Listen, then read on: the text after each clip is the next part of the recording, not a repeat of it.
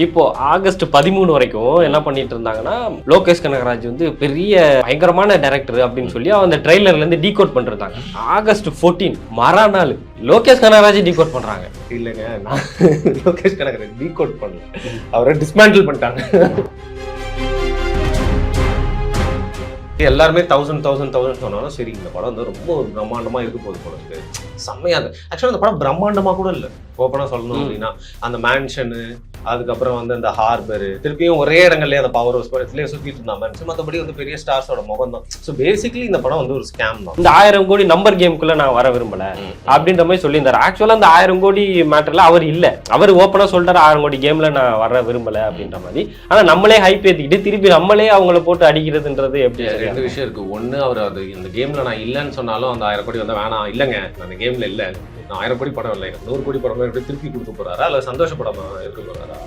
Anyways மணி game தான். அவரோட சம்பளமும் வந்து ஹிட் கொடுக்க உயர்ந்திருக்கு. ஸோ ஆல்ரெடி இந்த கேம்குள்ள வந்துட்டாரு அவர். இப்போ அடுத்து வந்து கமல், ரஜினி பிளஸ் லோகேஷ் கனகராஜ் இவங்களோட காம்போ வந்து திருப்பியும் இணைய போகுது. இது எப்படி எடுத்துக்கிறது? அவங்க இந்த மாதிரி பெரிய பெரிய ஸ்டார்ஸ் வந்து இப்போ கமல் ஃபேன் அப்படின்னு சொல்லிட்டனால கமல் உள்ள இறங்கி காப்பாற்றணும்னு நினைக்கிறாரு. கமலோட சார்பில் இந்த ஒரு ப்ரொபோசலை வைக்கிறதுனால லோகேஷ் கனகராஜுக்கு திருப்பி ஒரு வாய்ப்பு கொடுக்கணும்னு நினைக்கிறாரோ என்னவோ. ஏன்னா விக்ரம் அப்படிங்கிற ஒரு படத்தோட கமல் வந்து லோகேஷ் கனகராஜ் கூட வந்து நிக்க போகுதில்லை. கண்டிப்பா விக்ரம் 2 இல்ல வேற ஏதாவது படம் பண்றதுக்கு அவர் வந்து மைண்ட்ல கண்டிப்பா வச்சிருப்பாரு, அவங்களும் வந்து பேசி வச்சிருப்பாங்க. ஸோ அந்த வகையில சரி, லோகேஷ்க்கு வந்து பொட்டன்ஷியல் இருக்கு, இன்னொரு படம் வந்து எங்க 2 பேரும் சேர்த்து வச்சு பண்ண முடியும்னா அது லோகேஷ் கனகராஜால மட்டும்தான் முடியும், கமல் நினைக்கிறதுனால.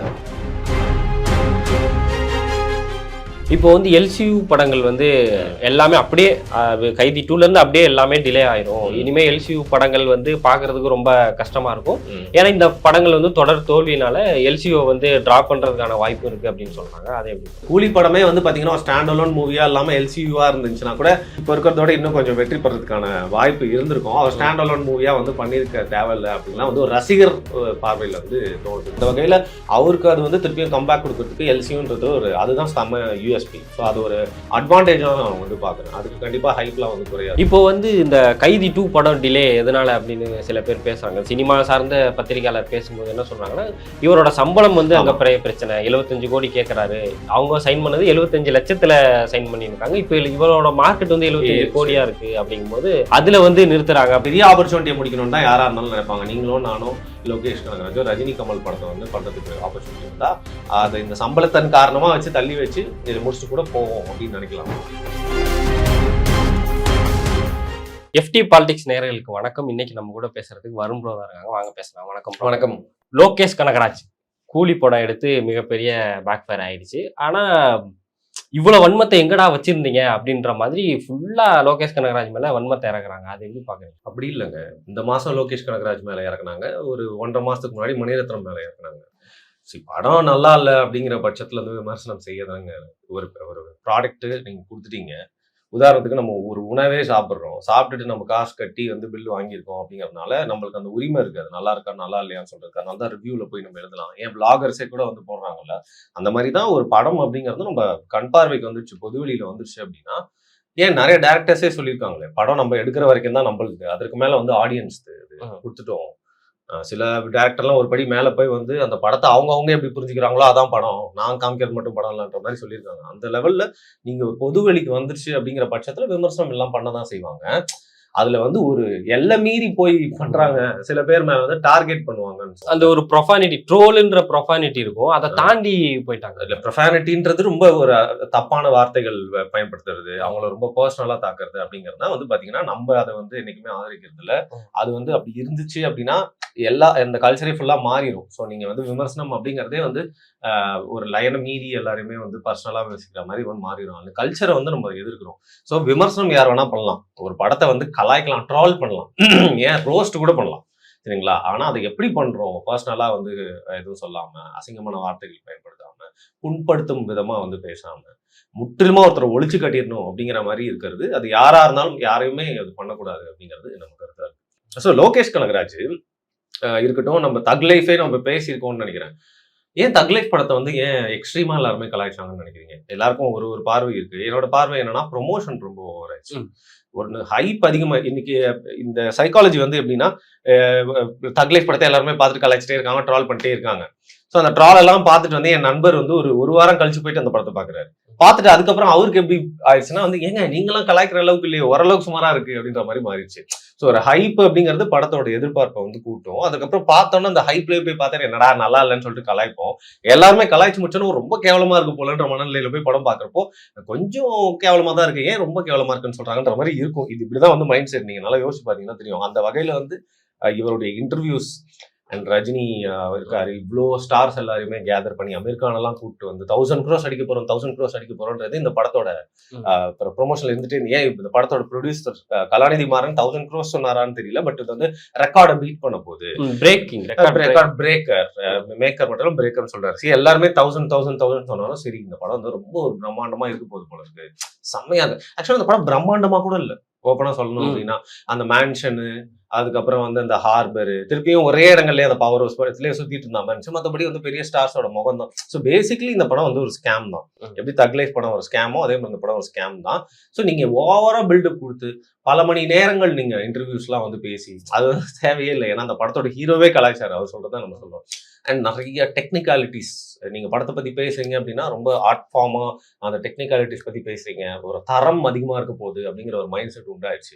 அதனால மக்கள் போய் பார்த்துட்டு விமர்சகர்கள் எல்லாருமே வந்து என்னடா அது தமிழ் சினிமாவுக்கு ஒரு விடிவு காலம் வராதா, இந்த வருஷம் பெரிய ஹீரோஸ் படம்லாம் இப்படி வந்து புட்டுக்கிட்டு போயினே இருக்குது. ஏன்னா குட் பேட் அக்லி அப்படிங்கிற படம் அது வந்து பாத்தீங்கன்னா சும்மா என்டர்டைன்மெண்ட் நோ பிரெய்னர்னு சொல்லுவாங்க. அந்த மாதிரி கண்மூடித்தனமா நீங்க சும்மா பார்த்துட்டே தலை சொல்லி விசிலிஸ்ட் வரலாம். அதை தாண்டி வந்து ஒரு படமா அது ஒரு குப்பை படம் தான். ஸோ அந்த படமும் வந்து பாத்தீங்கன்னா கமர்ஷியலா ஒரு மாதிரி வந்து எல்லாருமே போயிட்டு அஜித்துக்கு ஒரு ஹிட் வரணும் அப்படிங்கறதுனால பார்த்த ஒரு ரீல்ஸ் எல்லாம் வந்து கம்பைலேஷன் மாதிரி பார்த்து அதை ஹிட் பண்ணிட்டாங்க. பட் அது ஒரு பேட் மூவி. தக் லைஃப் ஒரு வேர்ஸ்ட் மூவி. அண்ட் கூலியும் வந்து பாத்தீங்கன்னா வந்து பிலோ ஆவரேஜ் மூவி தான். ஸோ இது எல்லாமே எக்ஸ்பெக்டேஷன்ல வந்ததுனால வந்து ஒரு ரசிக மனப்பான்மையில வந்து ஒரு சலிப்பு ஏற்பட்டு எல்லாருமே கலாய்க்க ஆரம்பிச்சிட்டாங்க. விமர்சகர்களும் வச்சு செஞ்சுட்டாங்க. இதான் சாக்குன்னு சொல்லிட்டு லோகேஷ் கனகராஜ் எப்படா விழுவாருன்னு பார்த்துருப்பாங்க போல இருக்கு. ஸோ அது வந்து ஒருத்தர் உச்சத்துல இருக்காரு அப்படின்னாலே அது வந்து ஒரு மனித இயல்புன்னு தான் நான் நினைக்கிறேன். இருடி நீ என்னைக்கா சறுக்குவல அப்படின்ற மாதிரி பார்ப்பாது எல்லாருக்குள்ளயும் கொஞ்சம் கொஞ்சம் ஒட்டிட்டு இருக்கும். ஓப்பனா சொல்லணும் ஹானஸ்ட்லி அதுதான். அந்த வகையில லோகேஷ் கனகராஜ் வந்து விழுகிறப்போ அவர் வந்து ஏன்னா லியோவும் வந்து பாத்தீங்கன்னா செகண்ட் ஹாஃப் ரொம்ப மொக்கையா இருக்கும். அது வந்து அவங்க கொடுத்த பில்டப்க்கு வந்து மேட்ச் பண்ணல. சரி அதை வந்து மன்னிச்சுட்டு போயிடலாம் அப்படின்னு சொல்லிட்டு பார்த்தா இந்த படம் வந்து எக்ஸ்பெக்டேஷன். ஏன்னா நீங்க ரஜினி கிடைச்சிருக்காரு உங்களுக்கு, அவருடைய பீக் இயர்ஸை தாண்டி இப்போ ஒரு வயதான காலத்துல நடிச்சிட்டு இருக்காரு. அவரை நீங்க சரியா யூட்டிலைஸ் பண்ணல. அப்பேற்பட்ட அமீர் கானை நீங்க கூப்பிட்டு வந்து மொக்கையா ஒரு சீன்ல வந்து பயன்படுத்திருக்கீங்க. நாகார்ஜுனாவுக்கு நீங்க கொடுத்த பில்டப்க்கு ஒரு கேரக்டர் ஆர்க்கும் இல்ல படத்துல. உபேந்திரா ஏதோ 2-3 சீன் வந்ததுனால வந்து தப்பிச்சிட்டாரு. கதையும் ரொம்ப டைட்டா இல்ல, பல கேள்விகள் இருக்கு பதத்தோட கதையில கான்செப்ட்ல. சோ இவ்வளவு ஓட்டைகள் இருப்போ நிரப்பவே முடியல. நிஜமாவே அந்த படத்துல ஓரளவுக்கு அந்த படத்தை ஒரு ஹைப் ஏத்தி நம்ம கிட்ட கொண்டு வந்து சேர்த்தது அனிருத்தோட பாடல்கள் மட்டும்தான். அதை தாண்டி அந்த படத்துல ரஜினி ஆக்டிங், அவரோட பிரசன்ஸ், அதை தாண்டி இந்த படத்துல எதுவுமே இல்லை சொல்றது. சோ கலாய்க்க தான் செய்வாங்க. இப்போ ஆகஸ்ட் 13 வரைக்கும் என்ன பண்ணிட்டு இருந்தாங்கன்னா லோகேஷ் கனகராஜ் வந்து பெரிய பயங்கரமான டைரக்டர் அப்படின்னு சொல்லி அந்த ட்ரெய்லர்ல இருந்து டீகோட் பண்ணிருந்தாங்க. ஆகஸ்ட் 14 மறுநாள் லோகேஷ் கனகராஜ் டீகோட் பண்றாங்க. இது எப்படி பாக்குறீங்க? இல்லைங்க, நான் லோகேஷ் கனகராஜ் டீகோட் பண்ணல, அவரை டிஸ்மேண்டில் பண்ணிட்டாங்க. ஸோ நானே கூட வந்து ஒரு டைம் டிராவல் மூவி அப்படின்னு ஒரு கொஸ்டின் மார்க்லாம் போட்டு ஒரு வீடியோ பண்ணேன். ஸோ அது என்னையும் வந்து சேரும். ஏன்னா வாட்ச் எல்லாம் காமிச்சிட்டே இருந்தாங்க. சரி எப்படி இருக்கும், ஒரு வேலை அப்படி இருந்துச்சுன்னா எப்படி இருக்கும் அப்படிங்கிற ஒரு, ஏன்னா எல்சியூ அப்படிங்கிற ஒரு விஷயத்த கொண்டு வந்து அதுல நிறைய ஈஸ்டர் எக்ஸ் எல்லாம் வச்சு அந்த டீகோடிங் அப்படிங்கிற விஷயத்த வந்து உள்ள வந்து கொண்டு வந்துட்டாரு டேரக்டர். அதே ஒரு ரசிகர்களும் அவன் டீகோட் பண்ற மாதிரி கண்டென்ட் வச்சு பழகிட்டான், நம்மளும் டீகோட் பண்ணியே பழகிட்டோன்ற மாதிரி பாத்தீங்கன்னா சில்லறைய செதற விட்டு இருந்தா நல்லா இருக்குமே. ரஜினி ஒரு ஃபேண்டசி மூவி பண்ணா சூப்பரா இருக்குமே, நம்மள சர்ப்ரைஸ் பண்ண மாதிரி இருந்துச்சுன்னா நல்லா இருக்கும். ஏன்னா நம்ம ஒன்று ட்ரெய்லர்ல பார்த்தோம், அந்த மாதிரி இல்லாம படம் வேற மாதிரி இருந்துச்சுன்னா அது ஒரு நல்ல சர்ப்ரைஸ் ஃபேக்டர் தானே. எல்லாமே ஒரு சினிமா ரசிகர் மனப்பான்மையில தான். அந்த வகையில எல்லாருமே வந்து டீகோட் பண்ணோம். ஆனா வந்து படம் வந்து கோட் பண்ற அளவுக்கு கூட எதுவுமே அவரே அவ்வளவு யோசிக்கல, நம்ம ஏன்டா இவ்வளவு யோசிக்கிறோம் அப்படிங்கிற மாதிரி தான் இருந்துச்சு. செம்மையா மொக்க வாங்கிட்டாங்க ரசிகர்கள் என்னையும் சேர்த்துதான் வந்து சொல்றேன். அண்ட் கண்டென்ட் கிரியேட்டர்ஸ் என்னங்க பண்றது, தினம் தினம் ஏதாவது ஒரு விஷயத்த வந்து பார்த்து மக்கள் கிட்ட கொண்டு போய் சேர்க்கணும். அந்த வகையில வந்து டீகோட் பண்ற மாதிரி படங்கள் வந்து ஏதோ டைம் டிராவலா இருக்கும், எலக்ட்ரிக் சேர் எல்லாம் பார்த்து வந்து சும்மா சில்லறைய செதற விட்டு கடைசியில வந்து மொக்க வாங்கியாச்சு. ஒரு ரொம்ப சுமார் படமா இருந்தா கூட பரவாயில்ல, எக்ஸ்பெக்டேஷனை பூர்த்தி பண்ணாது. சத்யராஜ் அவரும் வந்து அவரோட கேரக்டர் கொஞ்சம் மொக்கையா இருந்தது. சுத்தியாசனும் படம் ஃபுல்லா வந்தாங்களே தவிர்த்து அந்த ஷோபின்ற ஆக்டர் வந்து பாத்தீங்கன்னா அவர் படம் ஃபுல்லா வந்தாரு, அவர் பர்ஃபார்ம் பண்ண முடியும் அப்படிங்கறத வந்து அவர் ஏற்கனவே நிரூபிச்சிருக்காரு. அவருக்கும் இந்த படம் வந்து ஒரு நல்ல ஸ்கோரிங் தான், ஏன்னா ஸ்கிரீன் ஸ்பேஸ் வந்து செம்மையா கிடைச்சது. அதை தாண்டி வந்து டீகோட் பண்ற அளவுக்கு எதுவுமே இல்லைங்க, கொஞ்சம் ஓவரா அவசரப்பட்டுரும். சரி விடுங்க, பட்டுட்டோம், இனிமேல் வந்து அவசரப்பட்டு இந்த மாதிரி டீகோடிங் குள்ளெல்லாம் வந்து இறங்க மாட்டோம் அப்படிங்கிற மாதிரி இந்த படம் ஒரு பாடமா இருந்துச்சு அப்படின்னு சொல்லலாம். இப்போ ஓவர் ஹைப் அப்படின்றது வந்து அது மக்கள் நம்மளே தானே ஹைப் ஏத்திக்கிறோம். அந்த படத்தை இந்த காம்பினேஷன் ஆஃப் ஸ்டார்ஸ் நடிக்கும் போது அதை ஹைப் வந்து நம்மளே தானாவே ஏற்படுத்திக்கிறோம். அப்போ லோகேஷ் கனகராஜோட ரீசெண்ட் இன்டர்வியூஸ் பார்க்கும்போது கூட அவர் என்ன சொல்லியிருந்தாருன்னா, இந்த 1000 கோடி அந்த இதுல வந்து எனக்கு அதுல உடன்பாடு இல்ல. இப்ப 100 அடிச்சுட்டு ஜெயிக்கிறதுக்கும் 99 அடிச்சுட்டு ஜெயிச்சாலும் ரெண்டும் ஒண்ணுதான். 100 அடிச்சுட்டு தோத்தாலும் 99 அடிச்சுட்டு ஜெயிச்சாலும் ஒண்ணுதான். அதுக்கு வந்து இந்த 1000 கோடி நம்பர் கேமுக்குள்ள நான் வர விரும்பல அப்படின்ற மாதிரி சொல்லியிருந்தாரு. ஆக்சுவலா அந்த 1000 கோடி மேட்டர்ல அவர் இல்ல. அவர் ஓப்பனா சொல்லிட்டாரு 1000 கோடி கேம்ல நான் வர விரும்பல அப்படின்ற மாதிரி. ஆனா நம்மளே ஹைப் ஏத்திக்கிட்டு திருப்பி நம்மளே அவங்கள போட்டு அடிக்கிறதுன்றது எப்படி? ரெண்டு விஷயம் இருக்கு. ஒண்ணு, அவர் அது இந்த கேம்ல நான் இல்லன்னு சொன்னாலும் அந்த 1000 கோடி வந்து வேணாம், இல்லங்க நான் அந்த கேம்ல இல்ல, நான் 1000 கோடி படம் இல்லை, எனக்கு 100 கோடி படமா திருப்பி கொடுக்க போறாரா இல்ல சந்தோஷப்படாம இருக்க போறாரா? சி எனிவேஸ் பிசினஸ் மணி கேம் தான். அவரோட சம்பளமும் வந்து ஹிட் கொடுக்க உயர்ந்திருக்கு. ஸோ ஆல்ரெடி இந்த கேம்குள்ள வந்துட்டாரு அவரு. அதை தாண்டி ரெண்டாவது விஷயம் என்னன்னா, நிறைய பேன் இண்டியன் மூவிஸ் வந்து நிறைய கலெக்ஷன் பண்ணி இந்தியா முழுக்க ஹிட் ஆகி ஒரு பெரிய வசூலை வந்து கிளப்பிடுச்சு. RRR, புஷ்பா, KGF, அப்புறம் கொஞ்சம் காந்தாரா, இதெல்லாம் வந்து சொல்லிட்டே போலாம். அப்பேற்பட்ட வரிசையில ஒரு தமிழ் படமும் சேராதா அப்படிங்கிற ஒரு ஏக்கம் வந்து ரசிகர்களும் இருக்கு, சினிமா இண்டஸ்ட்ரியில இருக்கவங்களுக்கும் இருக்கு. அது ரஜினிக்கும் அதுல ஒரு ஆசை இருக்கு. அதுலதான் வந்து பாத்தீங்கன்னா விக்ரம் படம் வந்து ஒரு ரெக்கார்டை மேக் பண்ணப்போ, ஜெயில் படம் வந்து அது பீட் பண்ணப்போ வந்து கண்டிப்பா ஒரு ரெக்கார்டை வந்து பீட் பண்ணும். சரி, இப்போ வந்து ஒரு நடிகர் இன்னொரு நடிகர் ரெக்கார்டை பீட் பண்ண மட்டும் இல்லாம தமிழ் சினிமா அந்த மாதிரி இந்தியாவில வந்து ஒரு சமயம் ரெக்கார்ட் பண்ணணும் அப்படின்னு ஆசைப்பட்டாங்க. நீங்க என்னதான் அந்த கேம்ல நான் இல்லைன்னு சொன்னா கூட அமீர் கானை போட்டது, ஒவ்வொரு ஆக்டர் கோலிவுட்ல இருந்து டாலிவுட்ல இருந்து எல்லா ஃபீல்டுல வந்து ஒருத்தர் போட்டதுக்கான முக்கியமான ரீசன் நீங்க ஆடியன்ஸை உள்ள இழுக்கணுன்றது. ஆடியன்ஸையும் உள்ள இழுக்கணும், அப்பதான் வசூல் அதிகமாகும். ஸோ 1000 crores அப்படிங்கிறது அவர் வாயை திறந்து சொல்லனா கூட வந்து அவங்க கண்டிப்பா எக்ஸ்பெக்ட் பண்ணியிருக்காங்க. அதற்கான ஒரு முயற்சியா தான் அது இருந்திருக்கு. ஸோ அதை வந்து நம்ம இக்னோர் பண்ண முடியாது. ரசிகர்களுக்கும் வந்து சரி, ஒரு 1000 crores அடிச்ச ஃபர்ஸ்ட் தமிழ் மூவி அப்படின்னு சொல்லிட்டு தான் அதை பில்டப் பண்றாங்க. எல்லாருமே சேர்ந்து கலெக்டிவா பண்ண ஒரு விஷயம் தான். இப்ப தெரியல, நேற்று வரைக்கும் நம்ம பேசிட்டு இருக்கும்போது ஏதோ 500 crores 600 crores சொல்றாங்க. 1000 தொடுமா அப்படின்னு தெரியல, பார்க்கலாம். இப்ப வந்து UA சர்டிபிகேட்லாம் ஹைகோர்ட் போயிருக்காங்க. அது ஏன் இன்னும் கொஞ்சம் முன்னாடி போயிருக்கலாம். சரி, ஏதோ ராவா இருக்கணும்னு நினைச்சிட்டாரு போல இருக்கு. சரியா, அது வந்து ரா அப்படிங்கிறது வந்து பாத்தீங்கன்னா வந்து ரொம்ப ஷார்ப்பா இருக்கு, எதுவுமே வந்து எடிட் பண்ணாம பாக்குறதுக்கு பச்சையா இருக்கு அப்படின்னு எடுத்துக்கலாம், வேகாம இருக்கு அப்படின்னு வந்து எடுத்துக்கலாம் இல்லையா?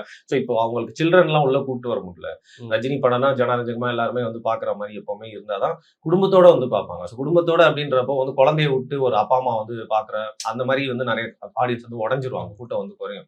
அந்த வகையில சரி சில்ட்ரனையும் வந்து இன்க்ளூட் பண்ணா இன்னும் கொஞ்சம் வந்து வசூலும் வரும் அப்படின்னு நினைச்சிருப்பாங்களா. ஃபுட்ஃபால் அதிகரிக்கிறதுக்காக இந்த யூஏவும் ட்ரை பண்றாங்க. ஸோ இன்டெரக்டா அப்ப அந்த 1000 crores நோக்கி போகணும்னு ஆசைப்படுறாங்க தானே. 1000 crores ப்ராஃபிட்டாவது எடுக்கணும்னு கண்டிப்பா நினைக்கிறாங்க. ஸோ இன்னொன்னு பாத்தீங்கன்னா, இந்த படத்துல வந்து எல்லாருக்குமே வந்து செம்ம சம்பளம், ஆளாளுக்கு சம்பளம். அமீர் கான் மட்டும் காசு வாங்காம நடிச்சிருக்கேன் அப்படின்னு சொல்றாரு. அவர் வந்து அந்த படத்தை திருப்பி அப்புறம் தேட்டர்ல போய் பார்த்துருந்தாருன்னா மேபி அப்புறம் காசு நஷ்டஈடா வந்து காசு கேட்டுருப்பார் போல இருக்கு. அந்த வகையில வந்து ஆர்டிஸ்டுக்கெல்லாம் பெரிய பெரிய இது கொடுத்தாச்சு. ஸோ வசூல் ஆக்சுவலா நீங்க சொல்ற மாதிரி லாபத்தை அடிக்கணும்னு அவங்க வந்து யோசிக்கிறது வந்து ஆச்சரியப்பட்டது இல்லை. இப்போ அடுத்து வந்து கமல், ரஜினி பிளஸ் லோகேஷ் கனகராஜ் இவங்களோட காம்போ வந்து திருப்பியும் இணைய போகுது. இப்போ என்னன்னா, ஒரு படம் ஃபிளாப், ஒரு படம் சரியா போகல அப்படிங்கும்போது அடுத்து அந்த டேரக்டருக்கு அடுத்த படம் கிடைக்கிறது வந்து ரொம்ப கஷ்டமா இருக்கும். ஆனா லோகேஷ் கனகராஜுக்கு அப்படி இல்ல. 2 பெரிய சுப்ரீம் ஹீரோஸ் வந்து அடுத்த படத்துக்கு சைன் ஆயிருக்காங்க. கைதி 2 டிலே ஆகுது.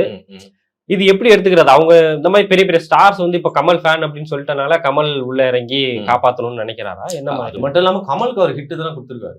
விக்ரம் வந்து ஹிட் தான் கொடுத்திருக்காரு. அந்த வகையில கமல் வந்து சரி செகண்ட் சான்ஸ் கொடுக்க மட்டும் இல்லாம அவர்கிட்ட ஏதோ ஒரு பொட்டன்ஷியல பாக்குறாரு.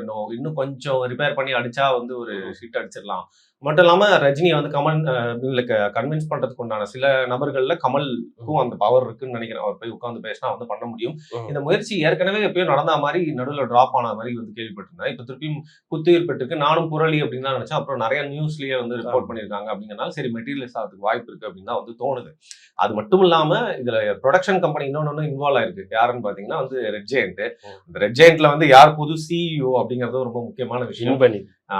கலைஞர் டிவில வந்து இன்டர்ன்ஷிப் பண்ணி ரொம்ப உலகத்திலே வேர்ல்டு ரெக்கார்ட்ல வந்து பாத்தீங்கன்னா ரொம்ப கம்மி டைம்ல இன்டர்ன்ஷிப் பண்ணி முடிச்சது மட்டும் இல்லாம அவர் வந்து ரெட் ஜெயண்ட் மூவிஸ்க்கும் தலைமை இருக்க போறாரு அப்படின்னு சொல்றாங்க.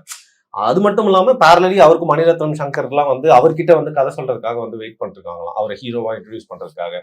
சோ அதையும் பார்த்துட்டு இந்த நேரத்துல வந்து ஒரு ப்ரொடியூசரா வராரு அப்படின்னா யாருமே பண்ண முடியாத இவ்வளவு நாள் எல்லாருக்கும் கனவா நினைச்சிட்டு இருந்தா ரஜினியும் கமலும் திருப்பியும் இழக்கிறது அப்படிங்கிறது வந்து பெரிய விஷயம் இல்ல.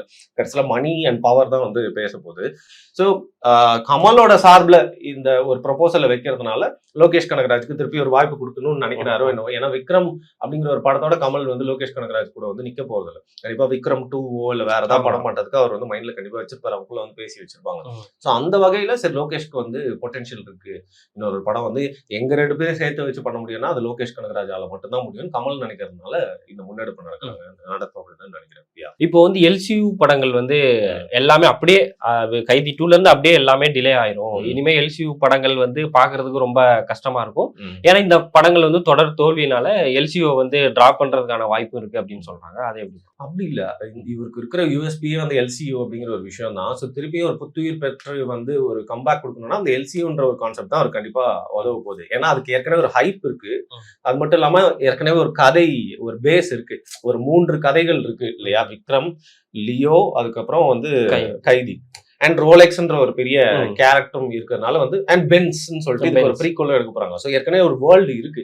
அதன் மூலியமா நீங்க ஒரு ஸ்கிராச்ல இருந்து உண்டாக்குறதுக்கு முன்னாடி ஏற்கனவே இருக்கக்கூடிய கதைகளை எக்ஸ்டெண்ட் பண்ணி நீங்க கிளைத்து வந்து கொண்டு போகலாம். அந்த வகையில அவருக்கு அது வந்து திருப்பியும் கம்பேக் கொடுக்கறதுக்கு எல்சியூன்றது ஒரு அதுதான் செம்ம யூஎஸ்பி. ஸோ அது ஒரு அட்வான்டேஜா தான் நான் வந்து பாக்குறேன். அதுக்கு கண்டிப்பா ஹைப்லாம் வந்து குறையாது.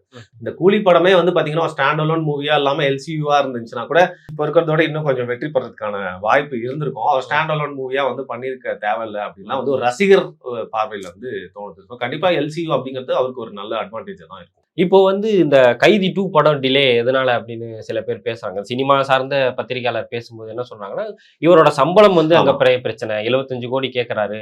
அவங்க சைன் பண்ணது 75 லட்சத்துல சைன் பண்ணியிருக்காங்க. இப்ப இவரோட மார்க்கெட் வந்து 75 கோடியா இருக்கு அப்படிங்கும்போது அதுல வந்து நிறுத்துறாங்க அப்படின்னு. ஏன்னா இதே மாதிரியான பிரச்சனை வந்து சிவகார்த்திகேயனுக்கு இருந்தது. ஏன்னா அவர் ஒரு பெரிய பேக்ரவுண்ட் இல்ல. சிவகார்த்திகேயன் டெலிவிஷன்ல இருந்து சினிமாக்கு வர்றாரு. அதே மாதிரி இவர் ஷார்ட் பிலிம்ல இருந்து டைரக்டர் பிசினஸ் தானங்க. ப்ரொடியூசர்ஸும் லாபம் பார்க்கணும் தான் இருப்பாங்க. ஸோ எஸ்ஆர் பிரபுவுக்கும் அவருக்கும் அந்த பேச்சுவார்த்தையில அந்த சம்பளம் வந்து இன்னும் முடிவாகணும் தள்ளி போகுதுன்னு சொல்றாங்க. அது மட்டும் இல்லாம இவ்வளவு பெரிய ஒரு ப்ராஜெக்ட் வர்றப்போ கைதி 2 தள்ளி போடணும்னு நினைக்கிறது வந்து ஏன்னா ரஜினி கமலை ஒன்னா சேர்த்து வச்சு படம் பண்றது யாருக்கு கிடைக்கிற வாய்ப்பு? கே.எஸ். ரவிக்குமார்லாம் 90s early 2000s சொன்னாரு. சங்கர் அதுக்கு விருப்பப்பட்டாரு. மணிரத்னமும் கண்டிப்பா வந்து அதெல்லாம் வந்து யோசிச்சிருப்பாரு. இவங்க எல்லாருக்குமே கிடைக்காத பாக்கியம் வந்து லோகேஷ் கனகராஜ் கிடைக்குதுன்றப்போ நிஜமா கைதி 2 வந்து வெயிட் பண்ணலாம். நாளைக்கு நீங்க ஃபியூச்சர்ல கொஞ்ச நாள் கழிச்சு வந்து இந்த படம் எல்லாம் முடிச்சுட்டு வந்து கைதி 2 எடுக்க போறேன்னு சொன்னா கார்த்தி வேணாம் நான் சொல்ல போறாரு. கார்த்தி நல்ல கதைகளை தேர்ந்தெடுத்து நடிக்கக்கூடியவர். அது மட்டும் இல்லாம கதைக்கு நம்மளை பொருத்திக்கணும், அந்த படத்தை நம்மளுக்கு ஏற்ற மாதிரி மாற்றக்கூடாது நினைக்கக்கூடிய சில ஆக்டர்ஸ்ல கார்த்தியும் ஒருத்தர். ஸோ அவருக்கு வந்து ஒரு பெரிய கம்பேக் கொடுத்தது ஒரு சின்ன இடைவேளைக்கு அப்புறம் கைதி 2 தான். அந்த கைதி தான். ஸோ கைதி 2 வந்து வர்றப்போ ஒரு ஏத்துக்காம இருக்க போறது இல்லை. ஸோ இவங்க என்னதான் அந்த படத்தெல்லாம் முடிச்சுட்டு வந்தாலும் இந்த பிரச்சனை இருந்தாலும் ஏதோ ஒரு காலத்துல இது சால்வ் ஆகி கைதி 2 நடக்கிறதுக்கான வாய்ப்பு இருக்கு. கைதி 2 நடக்கும். கார்த்திக்கும் ஓகே தான். ஆனா அது மேஜர் ரோல் ப்ரொடக்ஷன் தானே பண்ணுவாங்க. இப்போ அங்கதான் பிரச்சனைன்ற மாதிரி சொல்றாங்க. இல்ல கார்த்திக் ஒரு பாயிண்ட் ஆஃப் டைம்ல ஒரு பெரிய ஹிட் வேணும் இல்ல வந்து கைதி 2 பண்ணணும்ன்ற ஒரு முக்கியத்துவம் அதுல அவர் பார்த்தாரு அப்படின்னா அவர் அதுல கன்வின்ஸ் பண்ணி பஞ்சாயத்து பண்ண போறாரு. அவ்வளவுதான். ஸோ அவருக்கு அந்த தேவை இருக்கிறப்போ அது வந்து பண்ண போறாரு. பட் இந்த பெரிய ஆப்பர்ச்சுனிட்டியை முடிக்கணும்னு தான் யாரா இருந்தாலும் நினைப்பாங்க. நீங்களும் நானும் லோகேஷ் கனகராஜோ ரஜினி கமல் படத்தை வந்து பண்றதுக்கு ஆப்பர்ச்சுனிட்டி வந்தா அதை இந்த சம்பளத்தின் காரணமா வச்சு தள்ளி வச்சு இதை முடிச்சுட்டு கூட போவோம் அப்படின்னு நினைக்கலாமே. ஸோ அப்படிதான் இதை வந்து பாக்குறப்போ தோணுது. நம்மளுக்கு கிடைக்கக்கூடிய இந்த செய்திகளை வச்சு சொல்லுவோம் அப்படின்னா. சரி, இப்போ ப்ரோ அடுத்து இப்ப கமல் ரஜினி தாண்டி பெரிய சூப்ரீம் ஸ்டார்ஸ்னா நம்ம அஜித் அவர்களும் விஜய் அவர்களும் இவங்க 2 பேருமான காம்பினேஷன்ல படம் வரதுக்கு வாய்ப்பு இருக்கு. ரஜினி கமலே வந்து இணைந்து நடிக்கிறதுக்கான ஒரு வாய்ப்பு இப்போ வந்து வந்திருக்கு. அப்போ அஜித்தும் விஜயும் இணையத்துல என்ன ஒரு தடையா இருக்க போகுது நீங்க நினைக்கலாம். சரி வந்து அரசியல்ல ஈடுபட்டு இருக்க விஜய் வந்து எப்படி இதை வந்து பண்ணுவாரு அப்படின்னு சொல்லிட்டு நண்பர் அஜித் கூட வந்து ஒரு படம் பண்ணி தமிழ் சினிமாவில் வந்து ஒரு பெரிய வெற்றி அடையணும் அப்படிங்கிற ஒரு நிலைமை அஜித் அண்ட் விஜய் 2 பேருக்குமே வந்துச்சு அப்படின்னா வந்து கண்டிப்பா பண்ணதான் செய்வாங்க. ரஜினி கமலே இணையறாங்க. இவங்க இணையத்துக்குலாம் என்னங்க? அது மட்டும் இல்லாம ராஜாவின் பார்வையிலேன்ற ஒரு படத்துல தான் வந்து நடிச்சிருக்காங்க. அது இவங்க 2 பேர் சேர்ந்து நடிச்சிருக்காங்கன்ற தாண்டி அந்த படம் வந்து ஒரு பெரிய நல்ல படம் எல்லாம் வந்து சொல்ல முடியாது. ஃபியூச்சர்ல வந்து பாத்தீங்கன்னா அரசியல்ல தனக்கு ஒரு சின்ன ஓய்வு வந்து கிடைக்கிறப்போ அஜித்தும் வந்து பாத்தீங்கன்னா முழு நேரமா ரேஸ் ஓட்டிட்டு கொஞ்சம் போர் அடிச்சு லைட்டா படத்துல நடிக்கலாம் அப்படின்னு யோசிக்கிறப்போ வந்து ஒரு பெரிய பேங்க் வந்து கொடுக்கணும்னு நினைச்சாங்கன்னா ஏன் அந்த ஈகோ எல்லாம் தாண்டி வந்து பண்ணலாம். அவங்களுக்குள்ள ஈகோ இருக்கிற மாதிரிலாம் வந்து தெரியல. நல்ல நண்பர்கள் அப்படின்னு தான் சொல்றாங்க. ஏன் அஜித் ஃபேன்ஸோட ஓட்டியும் தானே வந்து வெயிட் பண்ணி காத்துட்டு இருக்காங்க டிவிகேவோட தொண்டர்கள் எல்லாமே. ஸோ அரசியல்ல வந்து ஒருவேளை ஒரு சின்ன ஓய்வு வந்து கிடைச்சது அப்படின்னா ரஜினி கமலே சேர்ந்துட்டாங்கன்னா வந்து விஜய் சேர்க்கறதுக்கு ஏதோ ஒரு ப்ரொடக்ஷன் கம்பெனி முன் வராதா? ஏதோ ஒரு டேரக்டர் வந்து ஒரு சூப்பரான ஸ்டோரியை சொல்ல மாட்டாங்களா? கண்டிப்பா பாருங்க, இது வந்து தளபதி வந்து இணைந்து நடிக்கிறதுக்கான வாய்ப்பு ஃபியூச்சர்ல இருக்கு. ஏன்னா அதுக்கான நம்பிக்கை வந்து இந்த ப்ராஜெக்ட் மூலியமா எனக்கு வந்து தெரியுது. நிறைய தகவல்கள் கொடுத்துருக்கீங்க. உங்க நேரத்துக்கும் உங்க பதிலுக்கும் ரொம்ப நன்றி. நன்றி.